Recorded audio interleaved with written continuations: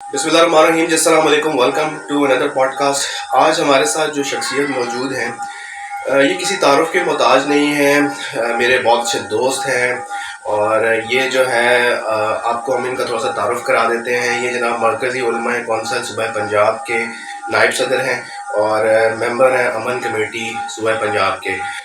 Professor हैं, Islamic scholar हैं।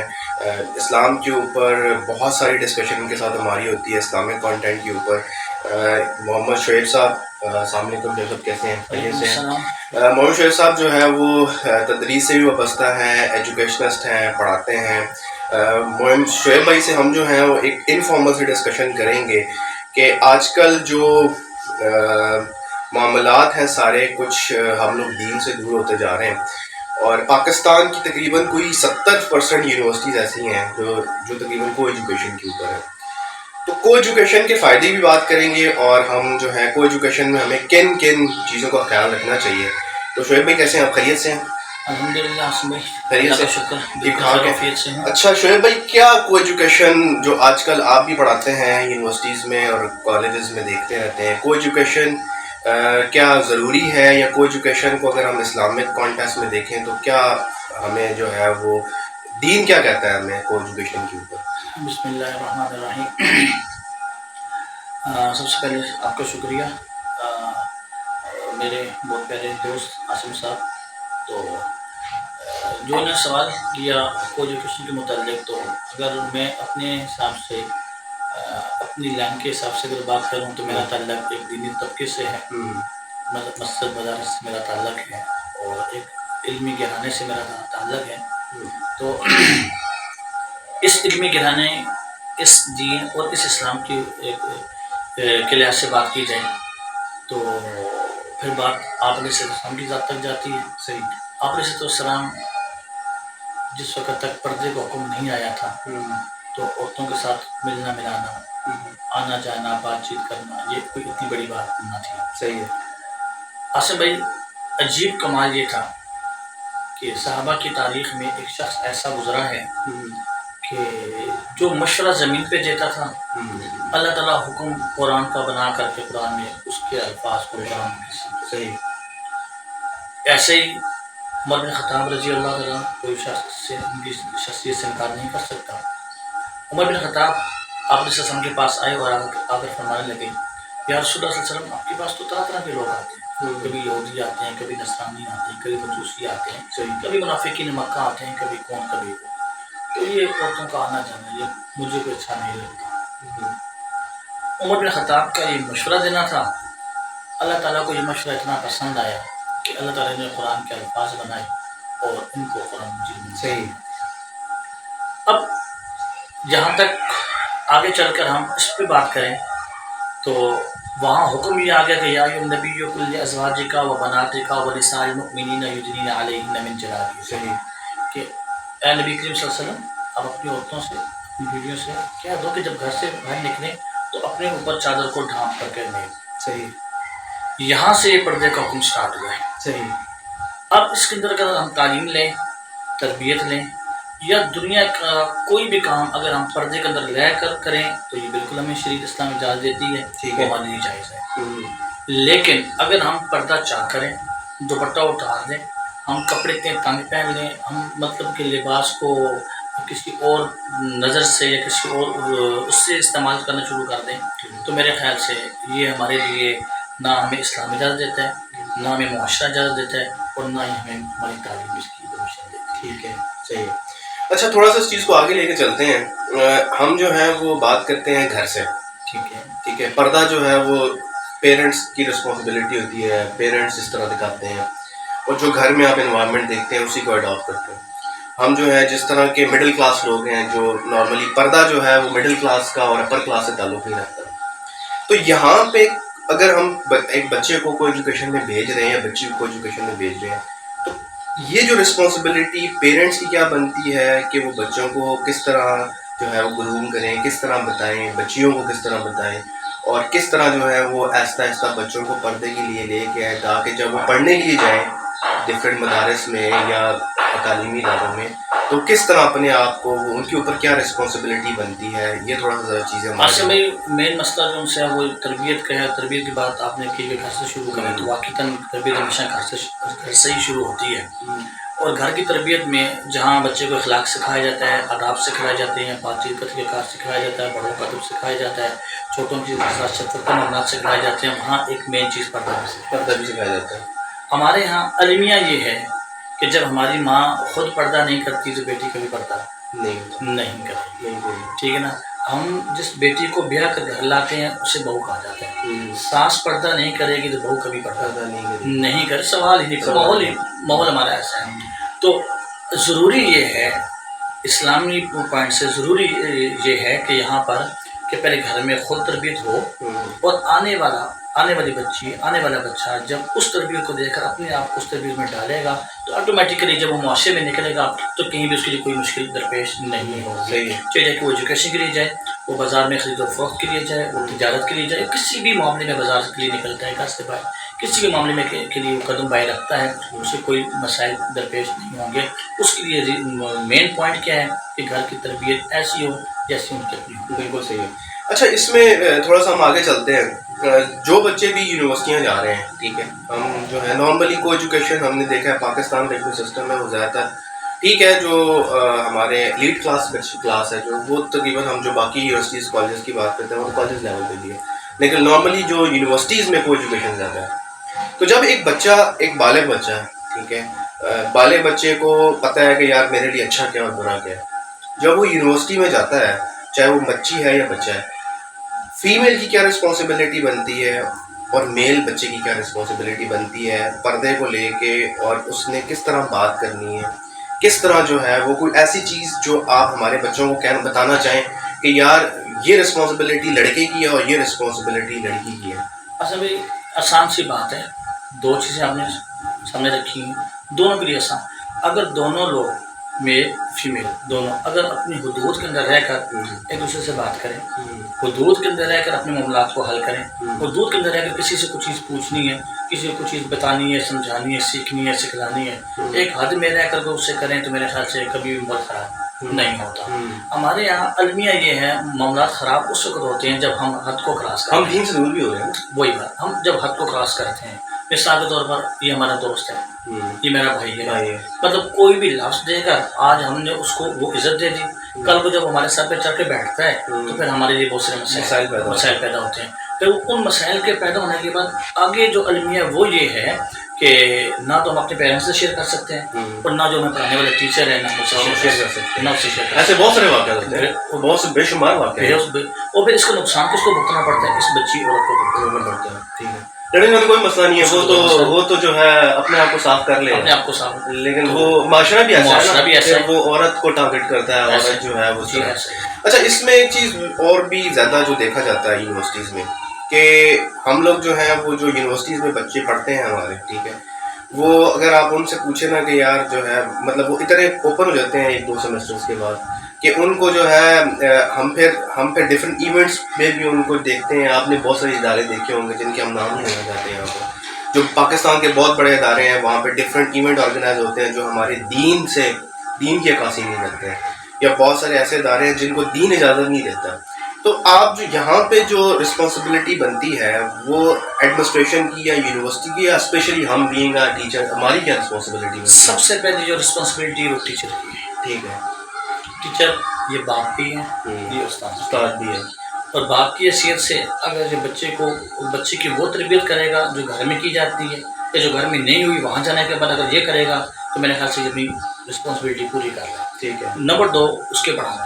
یہ دونوں چیزیں ایسی ہیں، اگر ان دونوں چیزوں کو لے کر ایک ٹیچر چلے گا تو سوال ہی نہیں پیدا ہوتا کسی یونیورسٹی کے اندر، کسی ادارے کے اندر، یا کسی بھی معاملات کے کہیں بھی جا کر کہ حالات خراب ہوں. ہمیشہ ہوتا یہ ہے کہ بس ٹھیک ہے، ٹیچر آیا، اپنا اس لیکچر تیار کیا اور اس نے اپنا وہ لیکچر جھاڑا، لیکچر دیا، بچوں کو بتایا، سمجھایا اور گیا نکل گیا. کلاس میں کیا ہو رہا ہے، کس نے کیا کہا، فوٹنگ کہاں سے ہوئی، آواز کہاں سے، مطلب جو سو چلتا رہا سو چلتا رہا. اب بھی ماشاء اللہ ایجوکیشن سسٹم سے آپ کا تعلق آپ دیکھتے ہیں کہ ہم بہت سے ٹیچرز کا نام سنتے ہیں کہ جب وہ ٹیچر کلاس میں آتے ہیں تو بچہ چوں نہیں کرتا. بالکل ایسا ہی. لیکن کچھ ٹیچر ایسے ہیں جب وہ کلاس میں جاتے ہیں تو آدھا گھنٹہ تو بچوں کو خاموش کرانے پہ لگا دیتے ہیں. اس کے باوجود وہ بیچارہ بڑی مشکل سے اپنے کوشچن 2 کوشچن کیے اور ٹائم پورا ہو گیا. بالکل ٹھیک ہے، ایسا ہی ہے. یہاں جو سب سے بڑا المیہ ہے وہ یہ ہے کہ یہاں ٹیچر کی رسپانسبلٹی ہے کہ وہ اپنے کلاس کے لیے اپنے بچوں کے لیے ایسا ماحول بنائے کہ جس ماحول میں رہنے کے بعد بچہ جو ہے. ٹھیک ہے. اچھا اب ہم پردے کی بات کر ہی رہے ہیں. اب قرآن کی نظر میں اور دین کی نظر میں شرعی پردہ کیا ہوتا ہے؟ شرعی پردہ کو ہم کس طرح آسان لفظوں میں ایکسپلین کر سکتے ہیں؟ اصل بھائی بہت پیارا سوال کیا ہے آپ نے. اسلام کی حدیث کا مفہوم اگر آپ کو بتاؤں تو آسان لفظوں میں شرعی پردہ یہ ہے کہ ہر اس بچی کا اس لڑکے سے پردہ ہے کہ جس سے نکاح ہو سکتا ہے. صحیح. بس دین نے آسان کر دیا. آسان کر دیا. اب اس میں ہمیں ضرورت نہیں ہے یہ میرا کزن ہے، یہ ماموں ذات ہے، یہ خالہ ذات ہے، یہ چچا ذات ہے، یہ پھپھو ذات ہے، یہ فلاں ہے. اس معاملے میں جانے کی ضرورت بھائی آسان. ہم نے پردہ کس سے کرنا ہے؟ بچی نے پردہ کس سے کرنا؟ جس سے نکاح جائز ہے. صحیح. ٹیچر اس سے بھی نکاح جائز ہے، اس سے بھی پردہ لا سکتے ہیں. آئی نا بات سمجھ.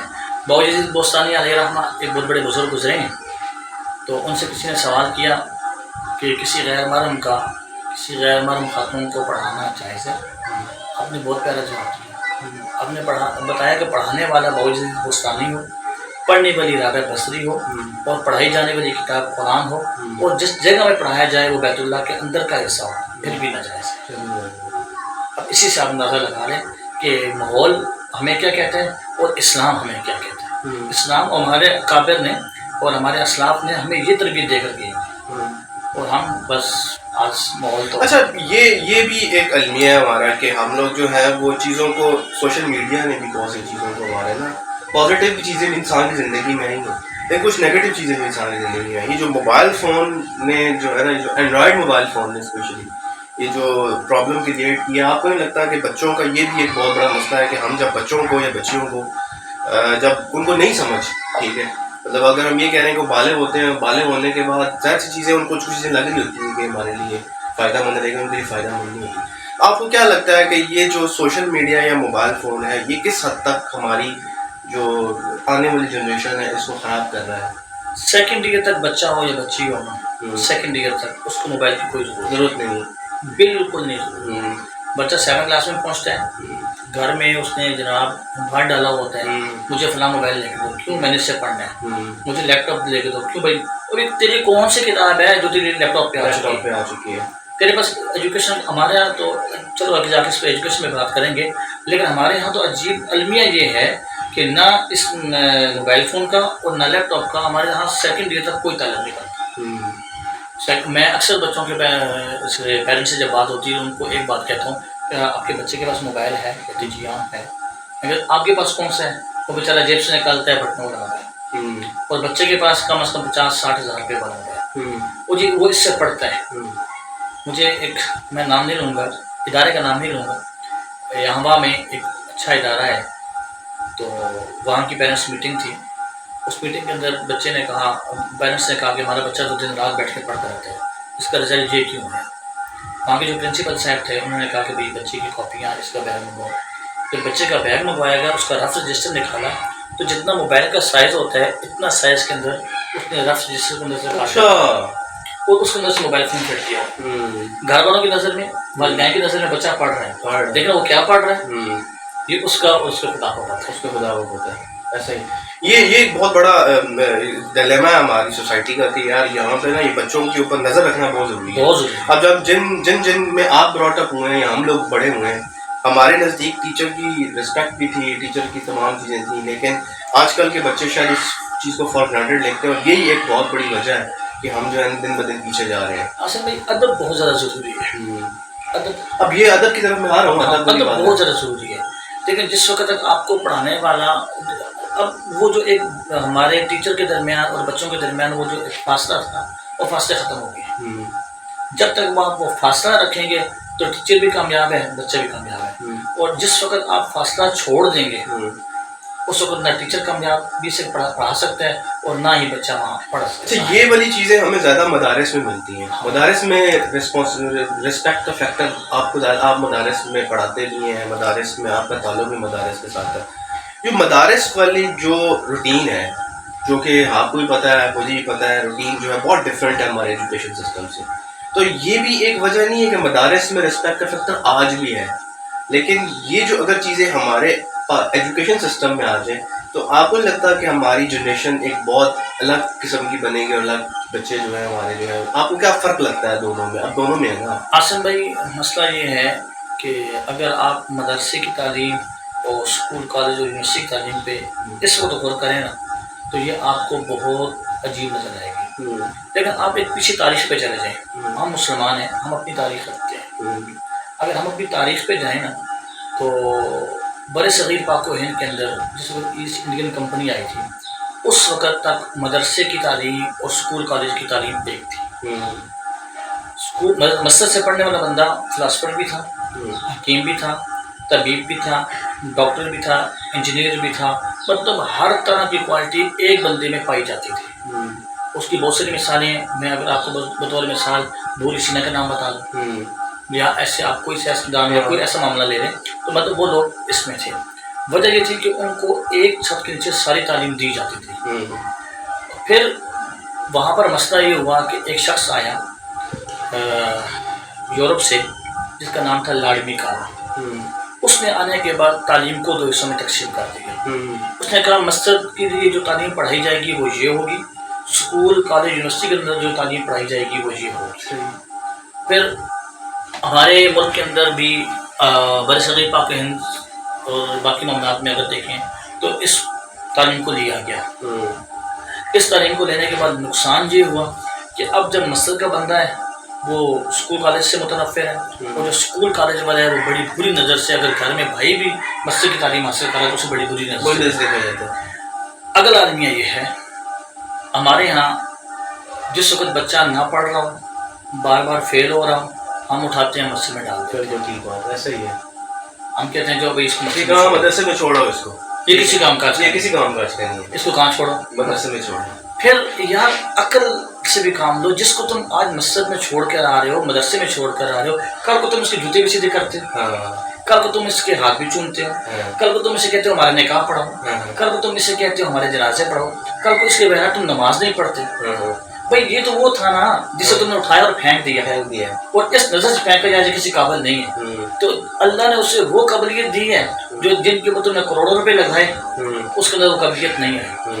لیکن اللہ تعالیٰ نے جس کو آپ نے اللہ کی راہ میں چھوڑا ہے، اللہ نے اسے وہ قابلیت دی ہے کہ تم ہاتھ اس کے چوم رہے ہو، جوتے اس کے سیدھے کر رہے ہو، جنازے اس کی نکاح اس سے پڑھوا رہے ہو، نمازیں اس سے، اور دین کا ہر معاملہ، دنیا کی ہر بات آپ اسی کے پاس جاتے اسی کے پاس جب پھنستے ہو. جب ہم پھنستے ہیں تو ہم جاتے ادھر ہی ہیں. دیکھو جس کو آپ نے کل گھر سے نکالا تھا آج اللہ نے اس کو ممبر رسول ہے. اچھا یہ ایک اور بھی بات ہے، اس میں تھوڑا سا ایڈ آپ شاید آپ اس سے اتفاق بھی کریں گے کہ جب ہم دینی تعلیم کی بات کرتے ہیں نا تو ہم جب قرآنی تعلیم کی بات کرتے ہیں تو قرآنی تعلیم کا بہت بڑا امپیکٹ میں نے دیکھا ہے دینی تعلیم پہ. جن لوگوں کے پاس قرآن کی تعلیم ہے نا وہ دینی تعلیم جو دنیاوی تعلیم ہے اس میں بھی بہت زیادہ کامیاب ہے. میں نے بہت سارے لوگوں کو دیکھا ہے، بہت ساری ایگزامپل. جی بہت دیکھیں آصم بھائی، جن لوگوں نے قرآن کو لیا ہے نا اللہ نے کبھی ان کو ذریعہ خواب نہیں کیا. اور جن لوگوں نے صرف دنیا کو لیا ہے نا وہ صبح سے شام تک دنیا کے پیچھے بھاگتے ہیں، دنیا کی اسپیڈ ان کے آگے اور تیز ہو جاتی ہے. اب مثال لے لو، ہمارا کوئی ایک پروفیسر لے لو، 40,000 50,000 روپے تنخواہ لے رہا ہے، ٹھیک ہے، اس میں پریشان ہے، اور مسجد کے مولوی صاحب کو 10,000 دے رہی ہے، وہ خوش ہے. اور مسجد کے مولوی صاحب بیٹھتے نیچے آنے والے مہمان کو وہ عزت، وہ تعظیم اور وہ تکریم دیتے ہیں کہ جو کوئی عام انسان کی. صحیح بات ہے، ایسا ہی ہے. اپنی وسعت کے مطابق وہ کھانے کا وقت ہو تو مولوی صاحب کے گھر سے آپ بغیر کھانے کے نہیں جاتے، چائے کا وقت ہو تو آپ بغیر چائے کے نہیں جاتے، اچھا پانی شربت سب کچھ اللہ تعالیٰ اویلیبل ہے.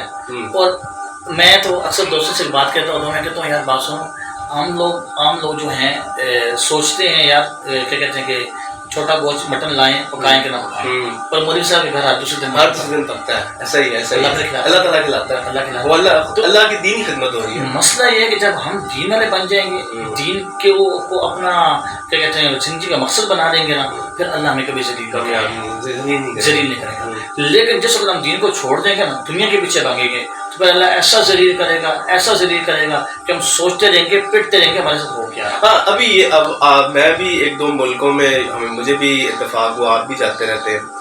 دین جتنا جو ہے نا وہ یورپ میں پھیل رہا ہے. میں بیسیکلی وہ ابھی جو لیٹسٹ واقعہ ہوا میں اس طرف آ رہا ہوں تھوڑا سا. جو ابھی لیٹسٹ واقعہ ہوا ہے، اللہ تعالیٰ جو ہے وہ ہدایت دے سب کو، اور یہ جو ابھی سویڈن کا واقعہ ہوا، اس سے پہلے فرانس والے بھی تھے، پھر وہ جناب ہمارے ساتھ تو مسئلہ یہ ہے نا کہ ہم بینگ مسلم سیپریٹڈ ہوئے ہیں نا، ٹھیک ہے. تو یہ جو چیز ابھی ہو رہی ہے، اب جتنا دین کو یہ دبا رہے ہیں نا اسلام کو، اتنا ہی یورپ میں ان ممالک میں دین ہمارا اتنا ہی پھیل رہا ہے. یہ اللہ کا ایک نظام ہے، اللہ کا ایک نظام ہے، اوپر ذات بیٹھی ہے. تو سویڈن کا واقعہ ہوا ہے، اس کی جو ہے جتنی مذمت کریں کم ہے، ٹھیک ہے. اور ہمارے جو اوپر لوگ بڑے بیٹھے ہیں، اللہ تعالیٰ ان کو ہدایت دے کہ یار وہ کم سے کم یہ جو ہو رہا ہے ان سے تو روکے نا، ٹھیک ہے. ابھی لیٹسٹ ہمارے فرانس سے اس سے پہلے ہوا. تو آپ کو بینگ کونسل ممبر کیا لگتا ہے کہ یار یہ کس طرح چیزیں جو ہے جا رہی ہے اور کس طرف ہم جا رہے ہیں؟ اصل میں مسئلہ یہ ہے کہ میں سوشل میڈیا پہ پچھلے 2-3 دنوں سے دیکھ رہا ہوں، ہر بندہ کہتے ہیں میں مذمت کرتا ہوں. مذمت کرتا ہوں. میں مرکزی علماء کونسل صوبہ پنجاب کا نائب صدر ہونے کی حیثیت سے میں مذمت نہیں کرتا. بات مذمت کی نہیں ہے، بات مذمت کی نہیں ہے. بات مذمت کیا ہے؟ ہم لیٹے ہوئے موبائل فون پہ ہم نے بنایا اور 4 لاکھ لکھ کے اپلوڈ کر دیا. بھائی کیا یہ کون سی مذمت ہے؟ ہاں صحیح کہہ رہے ہیں. میں اس بات پہ ہوں کہ یار جس طرح سویڈن کے ملک نے اپنی سرپرستی کے اندر یہ کام کروایا، ہم اپنے ملک پاکستان سے اس بات کا مطالبہ کرتے ہیں کہ تم اپنی سرپرستی کے اندر ان کا سوشل بائیکاٹ کرو، ٹھیک ہے، تجارتی بائیکاٹ کرو. تم ان کے جو سفیر جہاں بیٹھا ہے وہ اس کو نکالو، جتنے بھی معاملات ہیں اس کو نکالو. بھائی وجہ کیا ہے؟ وجہ صرف آج کا قرآن جلنا نہیں ہے. سویڈن کی تو پیشی تاریخ یہ ہے کہ کبھی یہ رسول اللہ صلی اللہ علیہ وسلم کی گستاخی کرتے ہیں، کبھی یہ خاکے بناتے ہیں، کبھی یہ قرآن کو جلاتے ہیں، کبھی وہاں پر صحابہ کی توہین کی جاتی ہے، کبھی اہل بیت کی توہین کی جاتی ہے. کس منہ سے ہم کس چیز کو روکیں؟ میرا کہنے کا مقصد یہ ہے عاصم بھائی کہ جس طرح ان لوگوں نے اپنی حکومت سے اجازت لے کر اپنے عدالتی نظام سے اجازت لے کر انہوں نے کام کیا ہے، ہمیں یہاں پر ایک ایسا وہ بنانا چاہیے، قانون بننا چاہیے، ہمارے ادارے، ہماری قومی اسمبلی ایک ایسا لا بنائے کہ جو پوری دنیا میں جہاں پر بھی قرآن کی، رسول کی، صحابہ کی، اہل بیت کی، ازواج مطہرات کی کسی صورت میں گستاخی ہو، فوراً اٹھائیں اور جو قانون ہمارا بنا ہوا اس کے مطابق اس کو سزا دیجیے. اچھا آپ کو یہ بھی نہیں لگتا کہ یہ جو چیزیں ہر 1-2 سال کے بعد نہیں ہوتی ہیں، ٹھیک ہے، یہ خود گھبرائے ہوئے نہیں ہیں مسلمانوں سے؟ عاصم بھائی وہ بھاگتے ہیں نا، وہ بھاگتے ہیں، وہ ڈرتے ہیں، وہ ڈر کے مارے حملہ کرتے ہیں، اور حملہ ذات پہ نہیں کر سکتے، وہ بے زبان چیز پہ کرتے ہیں، اور ان کو پتا یہ وہ چیز ہے جس کے اوپر وہ سارے جو ہے نا وہ یک زبان. اب ان کا یہ ہے کہ شاید ہم قرآن جلائیں گے تو بھائی تم نہیں بچ سکتے، نہیں بچ سکتے. یہ بات ہم دعوے سے کہہ رہے ہیں. آئیے بس ہمیں کہ نہ ان مسلمانوں کی پکڑ سے بچ سکتے ہو اور نہ اللہ کی پکڑ سے. میں آسان لفظوں میں چھوٹی سی مثال دے دوں نا. 1996 کے اندر یہ آپ کے پڑوس میں اسلام نافذ ہوا تھا. 1999 کے اندر معاملات ہوئے اور امریکہ نے حملہ کیا.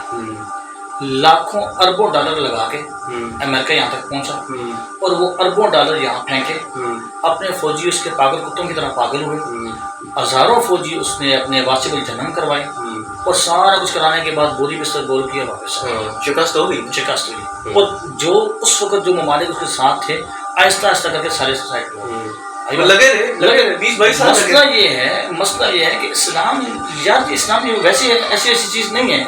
اسلام ایک طاقت ہے، اسلام ایک نظام ہے. اسلام جو ہے نا یہ اللہ کی طرف سے غیبی مدد ہے. یہ اللہ کی طرف سے غیبی مدد ہے مسلمانوں کی. اور جس وقت مسلمان اس کے اوپر ثابت قدم رہے گا، قرآن میں کہتا ہے کہ ان الذین قالوا ربنا اللہ ثم استقاموا تتنزل علیہم الملائکہ. تم اس کے اوپر ثابت قدم ہو، میں تمہاری اس کے نصرت میں فرشتوں کا آسمان سے اتاروں. جب ہم ثابت قدم رہیں گے تو انشاءاللہ اللہ بھی مدد کرے گا. اللہ تعالیٰ جی ہماری مدد کرے اور ہمیں جو ہے وہ توفیق دے کہ ہم جو ہے وہ دین کے راستے پہ چل سکیں. ایک چھوٹی سی ہم نے نشست رکھی جناب شعیب صاحب کے ساتھ. انشاءاللہ کمنگ ڈیز میں اور بھی ہم کوشش کریں گے ان سے تھوڑا سا ٹائم لیں. بہت شکریہ شعیب بھائی آپ کے وقت کا اور آپ کی قیمتی جو ہے وہ جو بھی آپ نے چیزیں ڈسکس کی. ملتے ہیں جناب نئی نشست میں. اپنا بہت خیال رکھیے گا. اللہ حافظ.